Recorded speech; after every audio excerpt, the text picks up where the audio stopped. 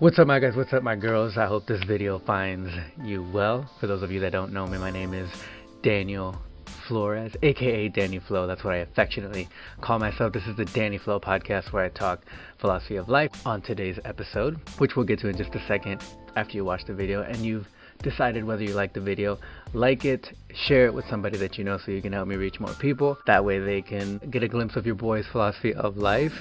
Go ahead and turn on post notifications and subscribe if you're not subscribing. Follow me on social if you're not following me, Danny_Flow. So I've been thinking about something for a few days. Because why have I been thinking about this?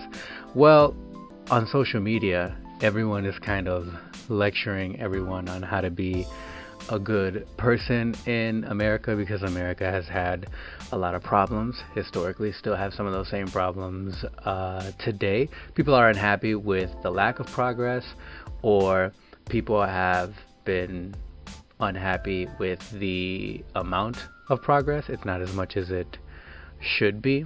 So I was thinking of, like, why am I here, right? Like, not in the bigger context of, like, what is the meaning of life? We can definitely talk about that one day. But why was I born in America? Why was I born in the United States of America? Well, it's because I didn't have a choice in that matter, right? I was born in America because my parents thought it was a good idea for me to be born in America. My parents are both Mexican. They were both born in Mexico. Their parents, my grandparents, were also born in Mexico. They're from two different states.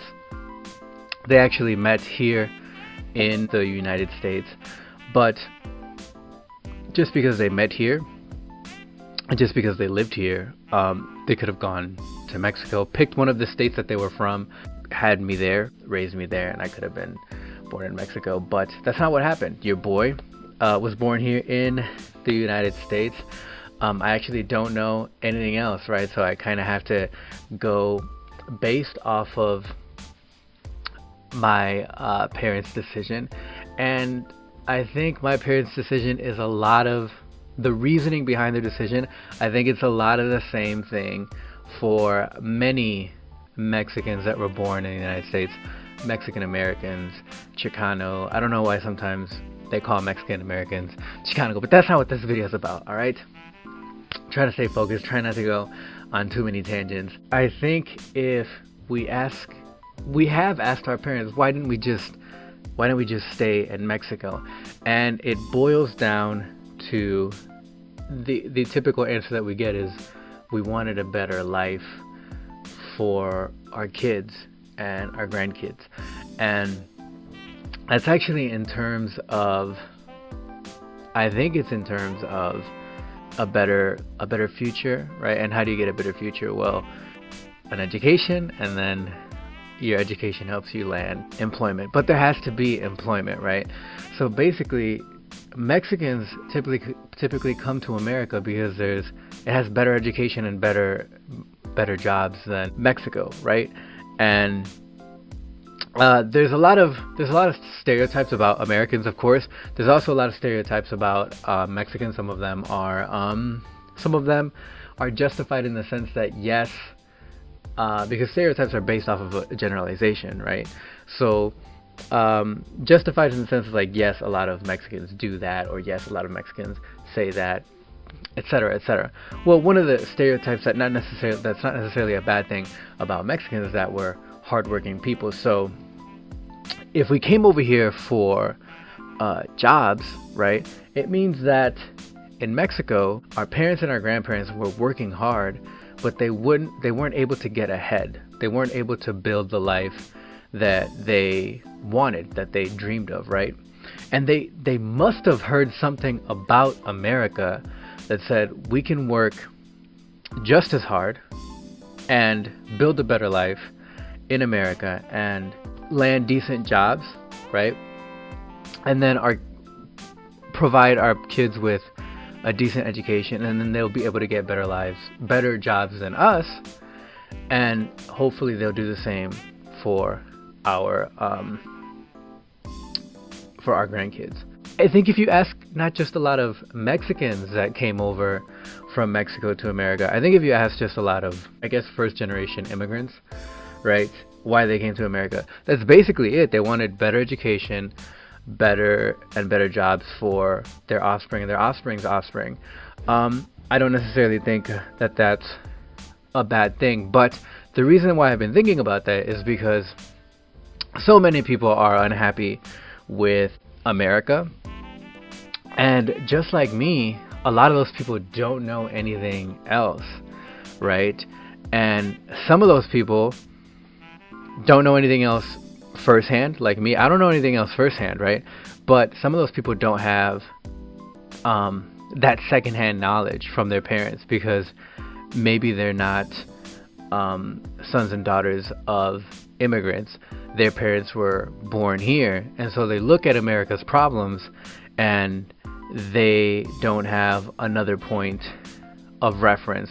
So I guess I'm an outsider, but not a true outsider, right? Because I was born in America. I'm an American citizen, but I had the secondhand knowledge and experience of my parents. So I don't want to speak for my mother today, right? Because things change, people change their minds all the time. But a few years back, I asked my mother, is it better here than in Mexico? It was just a few years ago, 2-3 years ago. Is it better here than in Mexico? And she said yes. She said yes, it's definitely better over here. And so I just wanted to share that, just in case, to provide that perspective for people who don't have that secondhand knowledge, and then just to provide peace of mind for people like me, because like I said, I don't know anything else. But even if I don't know anything else, when I look back and I think a little bit critically about the situation, is this is my home, right? This is my home. I don't have any plans of leaving my home. America has a lot of problems, but it's also fixed a lot of problems. If it's fixed other problems, it can fix these problems, right? And I don't think that that hating the country, right, or acknowledging only the problems is going to necessarily solve the problems, if that makes any sense. What we have to do is, when we identify what these problems are, right, like racism, for example, right, we have to address that problem, right?